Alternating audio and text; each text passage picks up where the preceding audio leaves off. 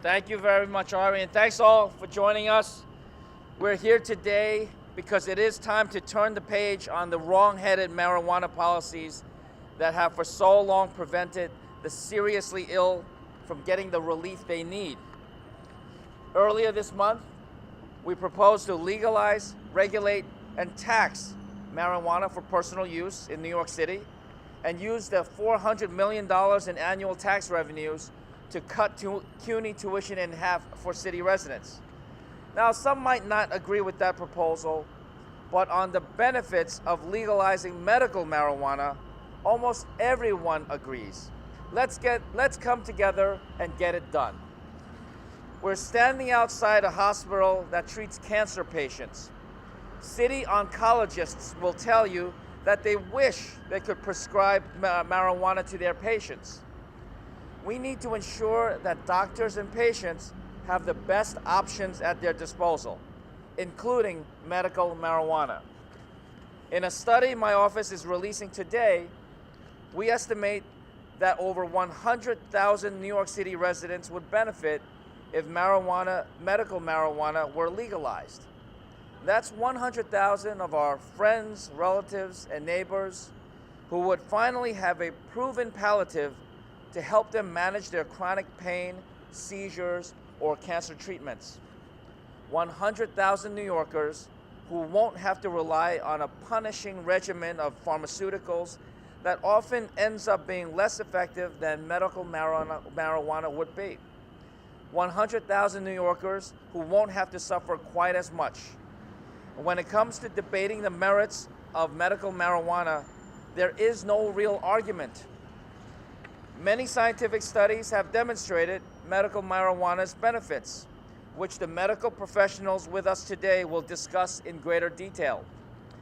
And Israel, a country known around the world for its humane medicine, is at the forefront of medical marijuana research internationally and has a robust program for treating patients with it. Today, Americans from all walks of life have come to understand the clear benefits of medical marijuana, and the message is getting through to their elected representatives. 20 states and the District of Columbia have legalized medical marijuana. That means more than 116 million Americans, or 37% of the US population, live in a state where medical marijuana is legal. New York is unfortunately not part of that group, even though New Yorkers from all backgrounds overwhelmingly support medical marijuana, 82% in a recent poll. Our state assembly passed a bill legalizing medical marijuana in June, but unfortunately, the bill did not make it out of the state Senate. We need to try again and get it done. So today, we're proposing measures that will not only catch up New York to the other states, but also break ground. First, we would like our state's bill to require health insurance coverage for medical marijuana, so that the benefits are not only available to those who can afford to purchase it out of pocket. And today, we also propose that New York City finance and operate medical marijuana greenhouses. Our plan would give the city's Health and Hospitals Corporation the funds to construct them. That way, we can ensure an adequate supply of high-quality marijuana for medical and research purposes. And we want to establish a medical marijuana research fund. Given New York City's robust bioscience and medical resources, we are well positioned to become a global leader in such research. That research could even go on at the new Cornell Technion Science Campus planned for Roosevelt Island. Both universities already have the expertise. We want to encourage that research by starting a public-private partnership, a startup fund. This fund could make a huge difference, and it doesn't have to wait until the state passes the medical marijuana bill. Since there are many legal ways to obtain marijuana for research, we recommend getting this fund off the ground as soon as possible. By studying marijuana, we'd be following in the footsteps of one of New York City's greatest mayors. In 1944, Mayor Fiorello LaGuardia commissioned the New York Academy of Medicine to study marijuana. Its findings debunk many of the specious claims that inspired the anti-marijuana legislation of the time. Marijuana's medical potential has been recognized for centuries, but is still routinely denied to researchers and seriously ill patients. It's time to change that. And with that, I want to thank all of you for being part of this. Bottom line is that there's consensus that medical marijuana is of use and can prevent the suffering for 100,000 fellow New Yorkers. Let's legalize medical marijuana because it's the right thing to do. Good afternoon. I'm Dr. Aggarwal. I'm a physician at a large medical center here in New York City, and I'm the vice chair of New York Physicians for Compassionate Care. We are over nearly 700 physicians licensed in New York State who called upon the legislature, who called upon our elected officials that we should have the option to use medical marijuana, medical cannabis, to discuss it with our patients and to use it in treatment when appropriate. I'm very honored to be here today to stand with my elected officials, to stand with the Comptroller's office, and I want to just say briefly what the historic importance for this is and what the significance of this will be for medical practice and healthcare for New Yorkers. First of all, we recently heard Dr. Sanjay Gupta, who's the chief medical correspondent for CNN and a professor of neurosurgery at Emory University and a former Surgeon General nominee by President Obama, gave a report where he said, after studying this issue, looking at patients with severe neurological disorders who were being helped with the use of medical marijuana significantly based on his research, he said that we have been terribly and systematically misled on the medical benefits and the dangers of marijuana. But you know what? New Yorkers have not been terribly and systematically misled for 70 years. We actually knew. In 1944, as the Comptroller said, Mayor LaGuardia released a report after they did careful study of nearly 100 people using marijuana from the federal government, where they showed it did not cause the dangers of homicidal mania. And the New York Academy of Medicine came on record saying that we should not make such a horrible, characterization as a demonic substance. But unfortunately, the Federal Bureau of Narcotics had different ideas and they suppressed the report. They did not allow the New York City Office of Mayor's report to really get out there to the medical professionals. But now we have the internet, so that's not going to happen this time. This is a significant step forward. New York physicians have known for hundreds of years. As early as 1892, there was a professor named Dr. Edward Seguin. He was a professor of Columbia Physicians and Surgeons Medical College, which is the medical affiliation of the hospital behind us here, one of them. And he was quoted by Dr. Sir William Osler, who's the father of internal medicine and founded Johns Hopkins University Medical School. He was quoted as saying that medical marijuana is probably one of the best treatments for migraine headaches. That was a New York Neurological Society president, Dr. Seguin, who was a professor of Columbia College of Physicians and Surgeons. Dr. Walter Bromberg, he was the chief psychiatrist at Bellevue, and he said in 1938 that the risk of addiction that the government was saying for marijuana was extremely limited, and these doctors recognized that we were going to do a great misdeed if we were going to continue to demonize this substance. So now here we are in 2013, 70 years later, and we are recognizing that the medical science on this is so strong that pharmaceutical companies are coming to New York, bringing their own liquid marijuana and testing it on our own patients in our medical centers up and down on First Avenue for pain in the setting of cancer. Why would we want to ship marijuana all the way across the Atlantic Ocean, grown in greenhouses in the UK, when we can produce it here in New York and take control of it ourselves and do something right for patients? We know from the best available randomized controlled trials that marijuana inhaled or oral forms can help patients with severe pain, can help patients with spasms, can help boost appetite and wasting syndromes. We've known that for a long time. There's even more research that's showing that possibly the components in marijuana can help to slow cancers or multiple sclerosis. This is in the prestigious medical journals. So we've got to just step forward and do what's right for us. To establish a large medical research fund, to grow greenhouses here, will make New York a leader in this research and do something that can cheaply and effectively help many hundreds of thousands New Yorkers. Thank you very much. Thank you. I'm so honored to be here today to speak on behalf of the Compassionate Care Act and to show my support for legalization of medical marijuana in New York. Yes, I'm a doctor in private practice here, board certified for over 13 years, but I'm also a New Yorker. I was born in Brooklyn and I was raised in Staten Island, and now I live and work in Manhattan. So for you to understand really the concept of what legalization of medical marijuana would mean, I like to give you a snapshot of a patient because I think we all understand more when we have a picture. And this is an actual person, but I've changed her name. And she was a patient of mine named Joan, who was 75 years old. She was diagnosed with metastatic cancer that was wrapped around her spinal cord. They did surgery. They were unable to remove it completely. She then underwent chemotherapy and radiation, but the cancer was considered aggressive and fatal. She spent the next 3 months confined to a bed, suffering from excruciating pain, unable to eat due to nausea, and too weak to go to the bathroom on her own, and she required 24-hour nursing care. Understandably, this was how it was for her because this was how she was going to remain for the rest of her life. But Joan was also the mother of my best friend who was living in Arizona. And when he discovered this is the situation his mother was in, he came to visit her and arranged to have her brought back to his residence, which was in Arizona.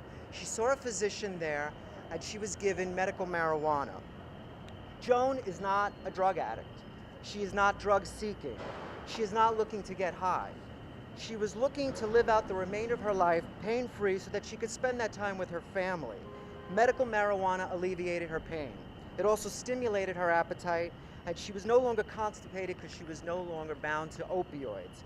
But more importantly, she was cognizant. She wasn't in a sedated state or comatose in bed. She was awake and alert, and she spent the remainder of those months with her family and enjoying that time with them. Joan eventually died 3 months after the diagnosis. After learning of the news, I thought how differently her final days would have been if she remained in New York. I've known many other patients like Joan who suffered from cancer and even HIV, and they were too nauseous to eat and too much pain to sleep and too weak to get out of bed. I'm here today as a sign of support for medical marijuana because we're talking about quality of life. Everyone has the right to a pain-free existence and not have to worry about wasting due to loss of appetite or being bedridden due to pain. Joan certainly does. Joan certainly deserved that, and so does every other New Yorker living here. Thank you very much for having me here. Good afternoon. My name is Reginald Brown. I'm 61 years old. I've been living with HIV since 1986. I've been living with AIDS since 1997. During that time, it would have been very nice to have medication that would have helped me alleviate some of the side effects. Fortunately, I'm on medication now that I don't need that. But at the time, sometimes I could not eat. Marijuana would have helped stimulate my appetite. Also, conversely, sometimes I was nauseous. Marijuana would have helped alleviate that. So I'm glad now that I don't have to do that, but if I have to do that in the future, I would hope I would be able to do that and not have to feel like being a criminal, because I'm still here, I'm still healthy, but then I need everything that at my disposal to help me stay that way. Thank you very much.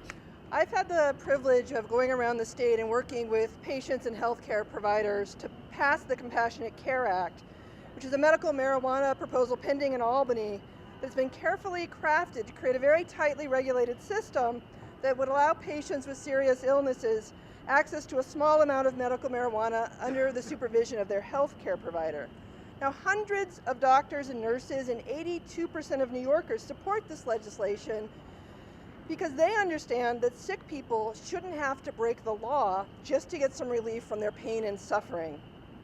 As the Comptroller's report makes clear, there is sound scientific evidence that the medical marijuana is effective at treating a number of serious medical conditions, particularly conditions where we don't have often good treatments that are working for folks. And his report also makes clear that thousands of New Yorkers living with cancer, multiple sclerosis, Parkinson's, and other serious illnesses could really benefit from legal access to medical marijuana. We're meeting patients from all over the state, and I've seen that many of them are needlessly suffering. These are our sisters, our brothers, our parents, our children, our friends. Many of them have tried medications that simply are not working for them or have such serious side effects that they can't be tolerated. Right now, these patients are forced to make a terrible choice. They're having to choose between continuing to suffer or to break the law.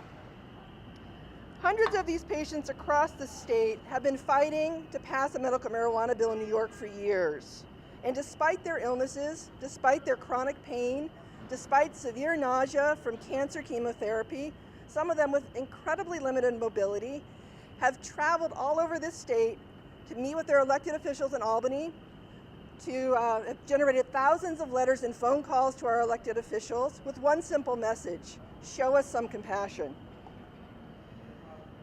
More than 100,000 sick and suffering New York City residents and thousands of other seriously ill New Yorkers across the state shouldn't have to wait any longer.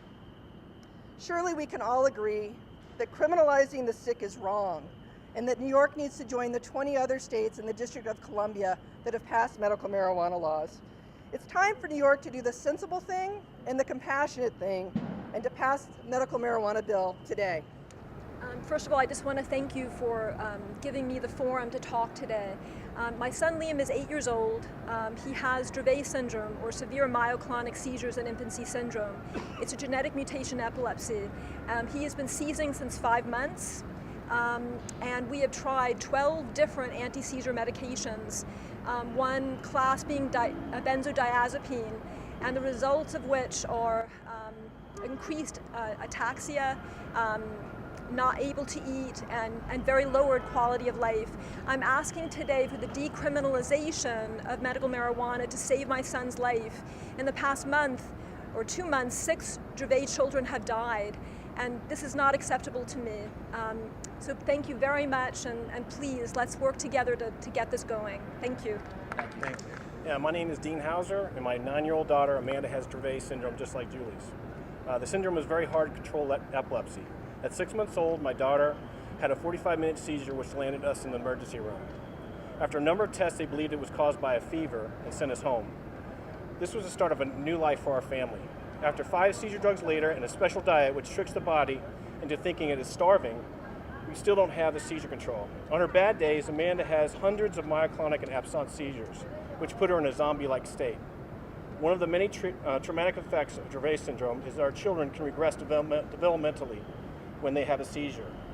We know of many parents who have lost children to Dravet syndrome after their young bodies were unable to recover from the seizure. Many Dravet children in the other 20 states where medical marijuana is decriminalized are having great success.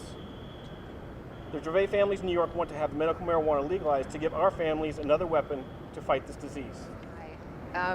Yeah, actually, I'm here representing the Marijuana Policy Project. I work as a fundraiser for MPP, which is the largest marijuana reform organization in the world. We focus solely on marijuana. But as a human being, I had a father who died of colon cancer, and in the last 6 months of his life, marijuana really helped him. I mean, I saw it with my own eyes, and it really changed my life. I wasn't a fundraiser for MPP at the time. In fact, I think it's the thing that made me start doing this for a living, and made me passionate about it at a level that is hard to explain. It's hard to put into words. If you see someone suffering, especially someone you love, all you want is to help them. And to look at him and see this loving, large family that he had, willing to do anything to make him feel better, and see that, then technically he was a criminal for using the substance that is safer than pretty much everything. We know that. The science is there, the polling is there, it's all there. And I just ask for more people like John Liu to create reports like this that show you the numbers. It's not just about the medicine, it's about the numbers, it's about the polling, it's about common sense.